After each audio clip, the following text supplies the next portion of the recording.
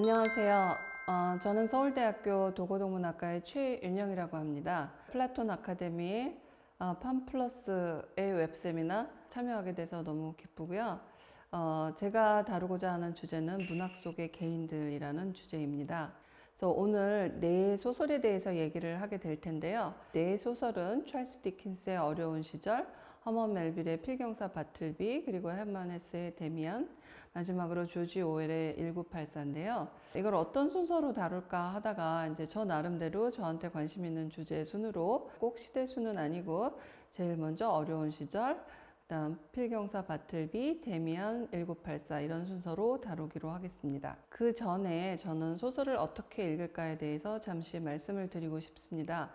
소설을 어떻게 읽을까? 이거 굉장히 중요한 문제인데요. 고등학교 때까지는 많은 사람들이 어떤 시험 준비를 위해서 문학을 많이 읽었었던 것 같아요. 근데 저는 항상 가장 가슴 아팠던 게 문학 작품을 읽고 거기에 대해서 자기 생각을 쓰고 또 다른 사람하고 이야기하고 이게 문학 수업의 가장 중요한 작업이 돼야 될 텐데 우리나라는 여러 가지 여건상 그렇지 못해서 자꾸 뭐 사지선다나 오지선다 아니면 자꾸 저자의 의도를 묻는 그런 식의 독서를 했는데요. 저는 이 플라톤 아카데미 참여하신 여러분들은 자기에게 가장 와닿는 그런 내용을 중심으로 책을 읽는 그런 좀 다른 독서를 했으면 하는 생각이 있습니다. 그래서 어떻게 읽을까에 대해서 잠시 말씀을 드리고 싶은데 요새 저한테 가장 와닿는 단어는 삶의 기술이라는 단어입니다. 라틴어로는 아스 비벤디라고도 하고 독일말로는 레벤스 쿤스트라고 합니다. 그래서 삶의 기술은 뭐냐면 이제 이 독서 자체가 나의 어떤 삶의 어떤 이정표가 되거나 나에게 굉장히 중요한 어떤 삶을 살아가는 기술이 되게, 그리고 쿤스트란 말은 기술뿐만 아니라 예술이라는 뜻도 있는데요. 그러니까 삶의 기술뿐만 아니라 예술이 되는 어떤 삶의 기술로서의 독서, 이런 거를 한번 좀 생각을 해봤으면 좋을 것 같아요. 그러니까 우리가 갖고 있는 굉장히 많은 고민이나 문제가 있을 텐데 사실은 오래전부터 많은 사람들이 고민을 했었던 거고, 삶의 기술이란 단어도 이미 고대 철학자들이 했던 말이고, 많은 어떤 비슷한 사례, 그래서 정작 나한테 와닿는 그런 사례들을 찾아볼 수 있는 게 문학 아닌가? 저는 그렇게 생각을 합니다. 그리고 많은 사람들이 소설 쓴다라는 말을 그렇게 좋은 의미로 쓰는 것 같지는 않은데, 제가 보기에는 문학이나 예술이나 소설, 그건 어떤 의미에서 허구는 맞아요. 지어낸 이야기죠. 그렇지만 이미 오래전에, 이것도 오래전에 아리스토텔레스가 얘기한 것처럼 역사가 있었던 사실을 얘기한다면 어떤 예술, 시학, 문학은 바로 있을 수 있는 일, 개연성이 있는 일, 가능한 일을 다루는 것입니다.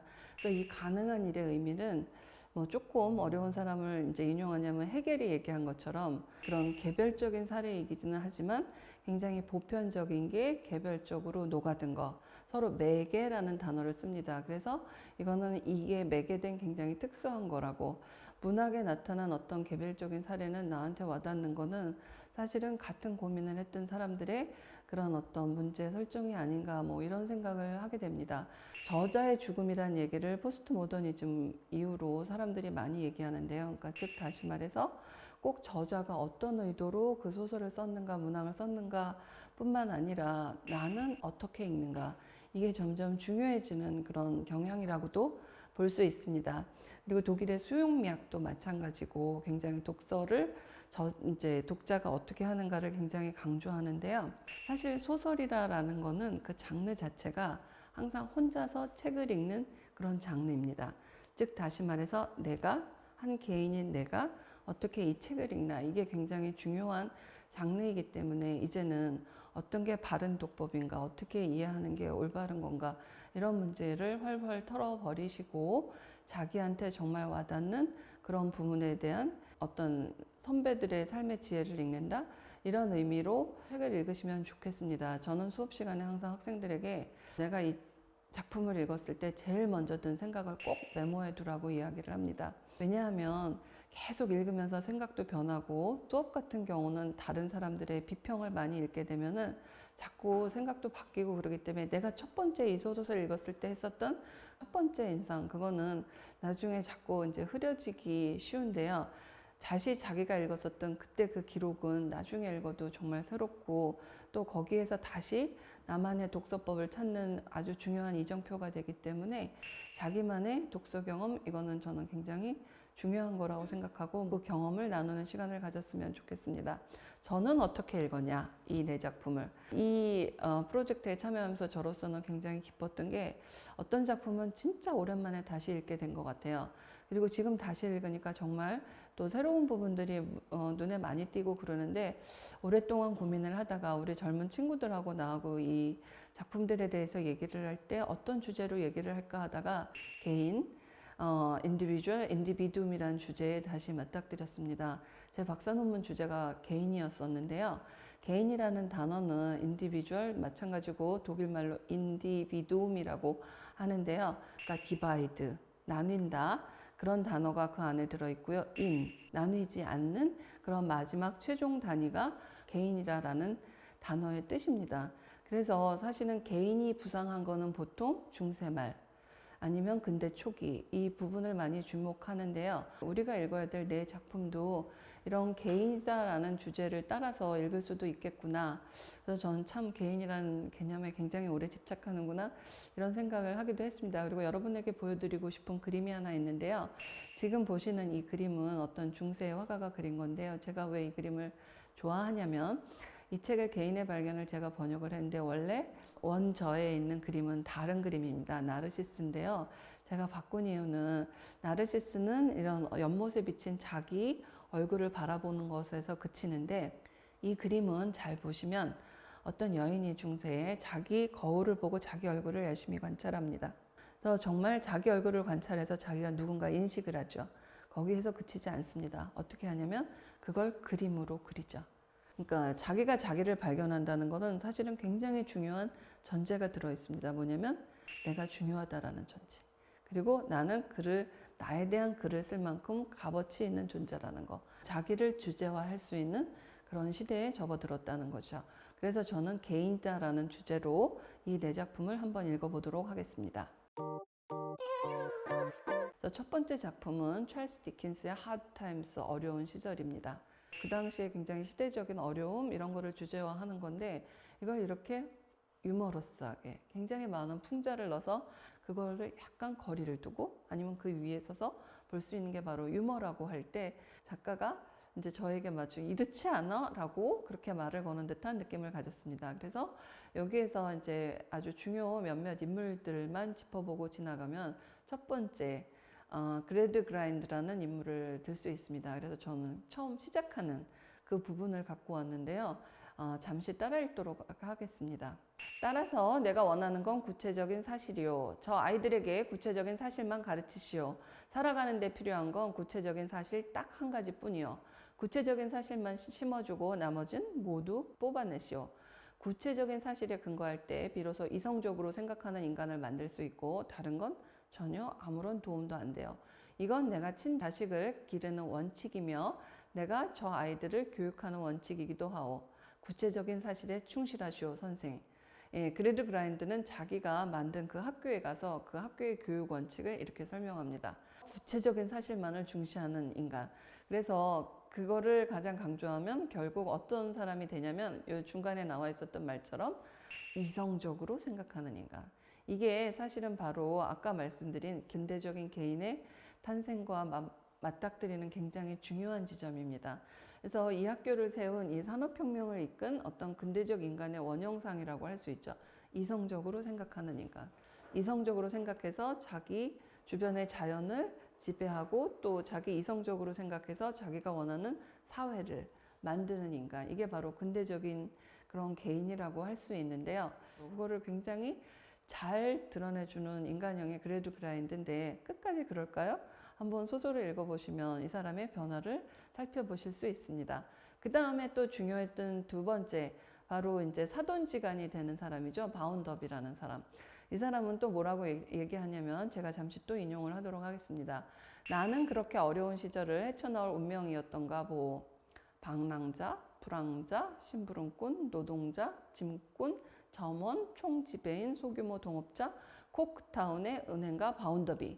그러니까 코크타운이라는 어떤 전형적인 영국의 산업혁명을 대변하는 그런 시대, 그런 어떤 도시에서 바운더비는 공장도 갖고 있고 은행도 갖고 있는 전형적인 자본주의가 원하는 그런 성공한 인물이죠.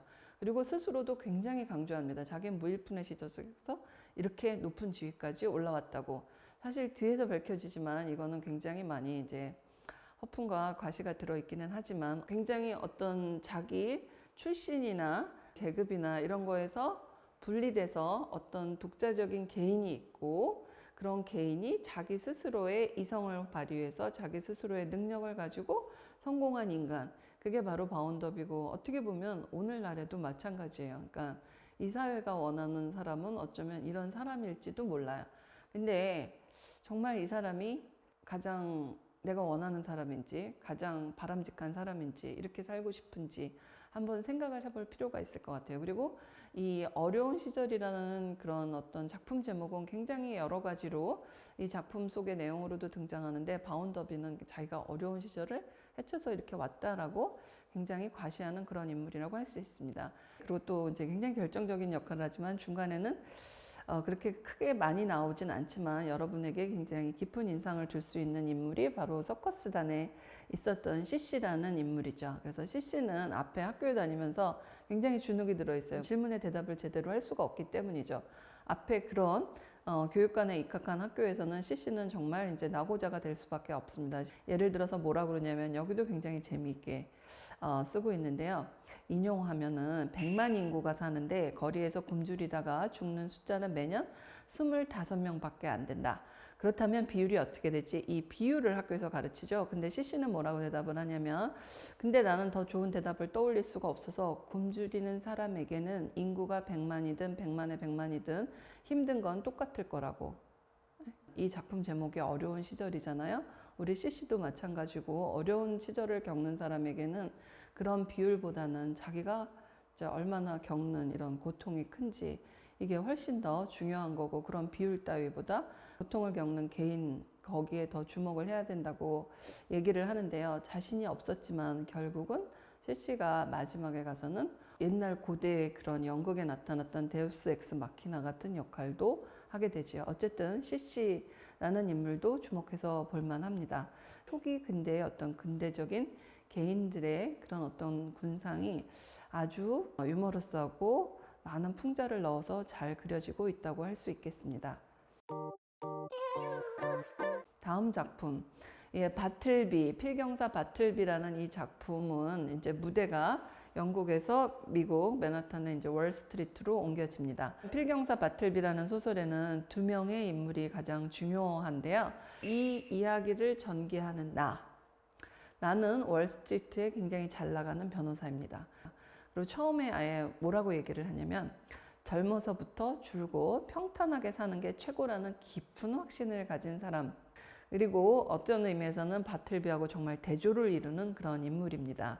근데 나는 그런 성향이 그 안에 있었다고 저는 생각이 되는데 어쨌든 정말 특이한 인물 바틀비에 대해서 이야기하는 그런 변호사가 되죠.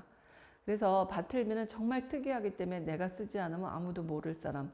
근데 그 바틀비에 대해서 쓰는데 이 사람은 이제 언어에 있어서도 굉장히 대조적입니다. 내가 굉장히 긴 문장을 말하고 굉장히 뭐라 그럴까요? 세련된 단어들을 쓰고 그 다음에 아주 유려하게 말을 한다면 바틀비는 정말 그 말의 이 대답이 정말 아주 흥미로웠던 것 같아요.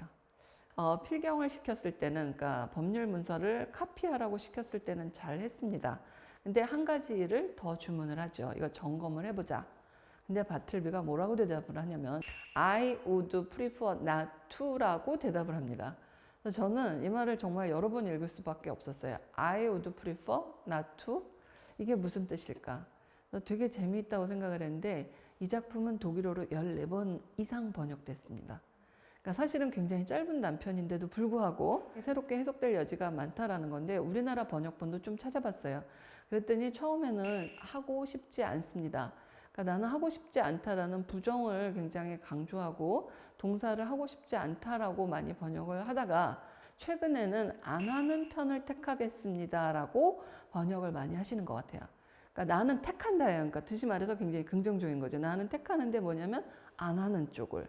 근데 그 일을 안 한다라고 짧게 생각할 수도 있지만 그런 상황에 빠져들지 않는 편을 내가 택하겠다. 이렇게도 해석을 할 수 있습니다. 이 구절을 해석하는 게 저는 정말로 굉장히 재미있는 일이 되겠다. 이 소설 전체를. 그러니까 많은 철학자들이 이 소설에 대해서 뭐라고 얘기를 굉장히 많이 했는데 그 해석들도 거의 이 문장에서 많이 출발을 하고 있습니다. 그래서 여러분도 I would prefer not to가 도대체 무슨 뜻일까? 한번 생각을 하면서 읽으면 좋지 않을까라고 생각을 했었습니다. 결국은 이제 바틀비는 어떤 인물일까?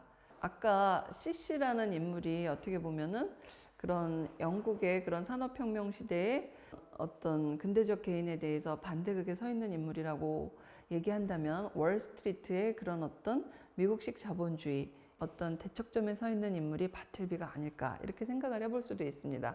바틀비가 성자가 아닐까, 어떤 개인주의자가 아닐까, 아니면 광인이나 반항자가 아닐까. 그리고 바틀비가 저항을 하고 있다면 이 화자가 자기가 제일 싫어하는 사람은 소극적 저항을 하는 사람이라고 얘기를 합니다. 패시브하게 리지스턴스를 하는 사람이라고 그러는데 그 소극적 저항이 그건 뭘까? 어쩌면 이 소극적 저항이 가장 큰 저항이 아닐까? 여러분들도 굉장히 많은 사건들이나 읽었던 굉장히 많은 그런 인물들을 떠올릴 것 같아요. 바틀비하고 쭉 연결이 되는 인물. 그래서 적어도 한 가지는 얘기할 수 있죠. 뭐냐면 노동하지 않고 점점 일을 거부하다 나중엔 필경조차 하지 않게 됩니다. 노동하지 않고 그 대신 임금도 받지 않고 그리고 소비도 하지 않고 또 동정도 받지 않습니다. 그래서 바틀비는 끝까지 꼭 성자처럼 아니면 미추광이처럼 그렇게 자기 삶의 방식을 고수하다 결국 죽어가죠. 근데 여러분들이 이 공간을 나타내는 단어들을 자세히 살펴보면 바틀비가 이미 죽을 거다라고 생각하는 사람들도 많이 있지만 사실은 바틀비가 일하는 환경, 월스트리트의 그 변호사 사무실도 그 환경 묘사를 할 때 더 데드 브릭 월이라는, 그러니까 다시 말해서 이제 거의 데드 죽음이라고 브릭 그런 벽돌 벽이라는 말을 쓰는 것처럼 어떻게 보면 우리가 사는 환경도 그런, 그러니까 바틀비의 환경뿐만 아니라 우리의 환경도 그리고 화자도 정말로 바틀비의 극에 서 있는 게 아니라 점점 물들어가는 거 아닐까? 뭐 여러 가지 생각을 하게 되는 정말로 재미있고 많은 철학자들을 굉장히 자극시키는 정말 특이한 개인을 묘사한 게 바로 필경사 바틀비라는 소설이라고 할 수 있습니다. 그럼 세 번째 소설로 넘어가 볼까요? 제목은 데미안 디 게슈시테 폰 에밀 싱클레어스 유겐트라고 에밀 싱클레어의 청춘에 대한 이야기라고 되어 있습니다. 그래서 이 소설은 개인을 조금 다른 각도에서 묘사합니다. 아까 제가 뭐라 그랬냐면 이제 중세가 무너지고 근대가 시작할 때 더 이상 나눠지지 않는 어떤 단위를 개인이라고 생각을 했다 그랬죠. 그래서 이제 어떤 주변의 외부 환경에서 독립된 개인, 그 개인이 어떤 근대를 이끌어온 그런 원동력이었다고 한다면 19세기 말 20세기 초의 유럽의 가장 큰 개인과 관련된 변화는 바로 이 개인이 쪼개지기 시작한 것입니다. 그래서 보통 프로이트형 인간형이라고 많은 얘기를 하죠. 데카르트가 생각하기 때문에 나라고 얘기를 한다면 프로이트는 욕망을 하기 때문에 나라고 합니다. 근데 주의해야 될 건 뭐냐면 프로이트는 의사입니다. 그러니까 자연과학자죠. 정신의학자. 그래서 프로이트는 어떤 욕망을 얘기했지만 동시에 이성도 얘기를 합니다. 그래서 세기 말의 인간형을 보통 양가적인 인간형이라고 합니다. 그러니까 이성과 욕망, 충동을 갖춘 이 충동은 무의식 꿈에게까지 계속 연결되고 여러분이 잘 알고 있는 프로이트의 이론하고 연결이 되죠. 그래서 이런 어떤 그런 세기말적인 경험을 담고 있는 게 바로 헤르만 헤세의 개인이 아닐까 이런 생각을 하는데요. 제가 예전에 읽었을 땐 아직도 기억에 나는 게 뭐냐면 주인공이 프란츠 크로모한테, 그러니까 자기 거기 끼고 싶어서 거짓말을 좀 했더니 그걸 약점 삼아서, 그러니까 요새 얘기로 하면 학폭이죠. 그래서 자기를 굉장히 괴롭히는 크로모. 거기에서 이제 굉장히 시달릴 때 그때 저는 굉장히 동감을 하면서 읽었었던 것 같은데 거기에서 구해준 사람이 바로 데미안이죠. 근데 그냥 구해준 게 아니라 데미안은 이제 이 세상의 밝은 세계, 부모님의 세계 밝은 세계뿐만 아니라 크로모의 어두운 세계도 있고 이 두 세계가 있고 그 두 세계 중에 이제 밝은 세계로 다시 집어넣어 준 게 아니라 이 두 세계를 둘 다 인정하는 거. 그래서 너는 카인의 표지를 지녔지. 그래서 카인과 아벨을 두 개의 동떨어진 세계고 하나의 세계를 편을 드는 게 아니라 둘 다 인정하는 그런 새로운 세계관을 가르쳐 주죠. 그 다음에 오랫동안 헤어졌다가 이제 에밀 싱클레어는 자라면서 베아트리체나 뭐 피스토리우스 같은 어떤 사랑의 영역 아니면 예술의 영역에서도 이런 두 세계를 겪게 되죠. 그리고 마지막에 이제 프라우 에파, 그러니까 데미안의 엄마죠. 엄마를 이제 굉장히 갈구하다 만나게 됩니다. 근데 이 엄마도 마찬가지로 남성적, 여성적 성격을 같이 갖고 있는, 그래서 엄마도 데미안이 얘기하는, 결국 모든 개인은 자기 내면을 들여다봐야 되고 자기만의 어떤 개인화의 길을 가야 되고 그런 철학을 공유하는 엄마이기 때문에 이제 주인공이 에파 부인에게 대해서 굉장한 애정을 느끼지만 뭐라고 얘기를 하면서 해방을 시켜주냐면, 아니면 어떻게 보면 더 끌어다니냐면, 제가 잠깐 인용을 하면 우리는 결코 집에 돌아가지 못해요. 하지만 친근한 길들이 서로 마주치는 곳에서는 한동안 온 세상이 고향처럼 보이죠. 어린 시절 부모님의 세계로 다시는 우리는 돌아갈 수 없습니다. 그리고 고향으로 돌아갈 수 없어요. 정신적인 고향으로 돌아갈 수 없고 계속 그 고향을 찾는 길은 자기 내면으로 들어가는 길이고 그 과정에서 많은 사람들하고 만나고 겹치고 그런 과정을 겪는다는 거고, 헤세의 거의 모든 작품은 이런 비슷한 구조를 갖고 있습니다. 두 세계가 있고 두 세계를 이제 넘는 그런 넘나드는 그런 개인 내면으로 들어가야 되고, 실제로 작가도 그런 영향을 많이 받았고 융의 제자에게도 치료도 받았고, 그래서 그걸 개인화, 인디비두아존이라고 하는데요. 그래서 개인화, 나 자신으로 이루는 길을 찾아가라고. 잠깐 인용을 하면 중간에 이런 말이 나오죠. 모든 것을 알고 모든 것을 원하며 모든 것을 우리 자신보다 저 잘해나가는 누군가가 우리 내면에 있음을 안다는 건 좋은 일이야. 그게 바로 내면화의 어떤 내용이라고 할 수 있겠죠. 그래서 여러분들이 항상 이 데미안이라는 소설을 읽게 되면 이 두 가지 문장을 맞닥뜨리게 됩니다. 소설 맨 앞부분에도 나오고 중간에도 나오는 이 구절이죠. 내 안에서 저절로 하고자 하는 것. 난 그것을 살아보려 했을 뿐이다. 그게 왜 그리 힘들었을까? 이제 회고하면서 하는 말이기도 하고 살아가는 와중에 하는 말이기도 하고요. 근데 독일어로 보면은 뭐라고 써있냐면 Ich wollte ja nichts als das zu leben versuchen, was von selbst aus mir heraus wollte. 이렇게 되어 있습니다. 그래서 was, 영어로 what. 그러니까 내가 아니라, 의식적으로 얘기하는 내가 아니라 내 안에 있는 충동. 그 was, 그거를 인정하고 그거에 따라 살아보려고 했는데 그게 왜 평생 이렇게 힘들었을까? 이렇게 얘기하는 구절이 하나 있고요. 또 하나는, 이거는 모두 다 알고 있는 것 같아요. 예전에 공대 학생이 제 수업을 들었었는데 얼마 전에 카톡으로 다시 무슨 딴 얘기를 하다가 이거를 얘기해야 돼서 데미안을 택했다 그랬더니 걔가 갑자기 이 구절을 외웠어요. 독일어로.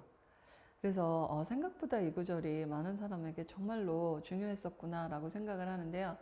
뭐냐면 Der Vogel kämpft sich aus dem Ei. 새는 캠펜, 투쟁을 한대요. aus dem Ei, 알에서 나오려고. 그래서 알에 갇힌 새가 정말로 날아가려면 결국 알을 깨야겠죠. 그래서 das Eis die Welt. 자기가 살아온 부모님의 그런 따뜻한 세계, 밝은 세계를 드디어 이제 벗어나야 돼요. 태어나려고 하는 자는 하나의 세계를 파괴하지 않으면 안 된다. 그리고 뭐래요? 그 새는 신을 향해 날아가는데, 이게 이 소설에서 내리에 얘기하는 그 신이죠. 그 신의 이름은 아브락사스. 다시 말해서 어떤 우리가 알고 있는 신적인 것과 악마와 관련된 이 두 세계를 모두 인정하는 신, 그노시스파의 그런 신과 악마를 동시에 인정하는 그런 신의 이름을 이야기하죠. 그래서 이것도 역시 마찬가지로 헤세가 늘 얘기하는 바로 그 두 세계와 두 세계를 넘나드는 그런 개인들의 노력, 그런 거를 이야기하고 있다고 얘기할 수 있습니다.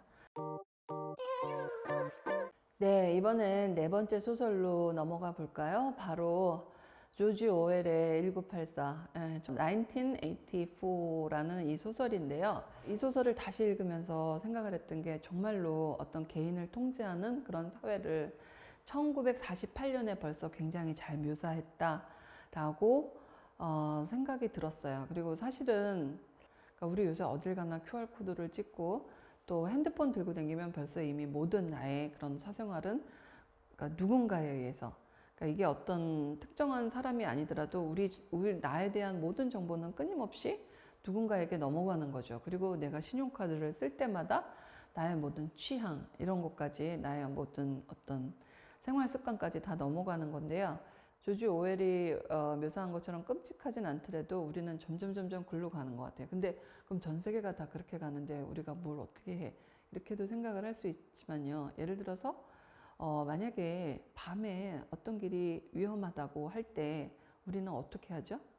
거기에 CCTV를 더 많이 답니다. 독일 같은 경우는 불을 많이 달아요. 가로등을. 항상 다른 어떤 가능성을 생각할 수 있는데요. 어떻게 보면 1984의 그 빅브라더가 당신을 지켜보고 있다라는 거기에 나온 것처럼 텔레스크린이 우리를 감시하고도 있지만 우리의 CCTV나 뭐 아니면 핸드폰 뭐 이런 걸로 우리는 굉장히 많이 관찰당하면서 살고 있죠.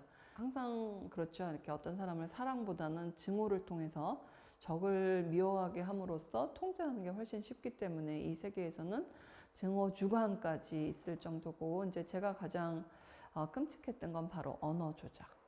그래서 진리부라는 데에서 이제 역사를 조작하죠. 그래서 뭐라 그러냐면 과거를 통제하는 자가 미래를 통제한다. 그리고 현재를 통제하는 자가 과거를 통제한다. 그래서 주인공은 이제 항상 그런 새로 나온 그런 이데올로기에 맞춰서 아니면 새로 나온 지시에 맞춰서 과거 역사를 계속 이제 빈틈없이 조작하는 그런 일을 하는 사람이죠. 거꾸로 항상 읽을 수 있을 것 같아요. 역사를 우리가 제대로 기억한다는 게 얼마나 중요한 일인지 그런 것도 이제 생각을 해볼 수 있고요. 또 이중사고라는 것도 곰곰이 생각을 해보게 만든 건데요. 전쟁은 평화, 자유는 예속, 무지는 힘. 사실은 굉장히 끔찍한 거죠. 어떤 대립 개념이 있어서 우리는 그걸 통해서 어떤 사물이나 사태를 지칭할 수 있고 그거에 대해서 비판을 할 수 있는데 두 개가 만약에 동일하다면 우리는 도대체 어떤 언어로 사태나 사물을 설명할 수 있을까? 이 주인공은 윈스턴 스미스입니다. 그래서 이 주인공이 이렇게 모든 게 철저히 통제되는 사회에서 자기가 뭔가 저항을 하죠. 굉장히 작은 겁니다. 근데 시작은 어떻게 됐을까요? 저는 이게 굉장히 재미있다고 생각을 했는데요. 어떻게 보면 굉장히 무력한 저항일 수도, 정말 소극적인 저항일 수도 있는데 일기를 쓰기 시작합니다. 저는 이게 굉장히 의미가 있는 행위였다고 생각을 하는데요.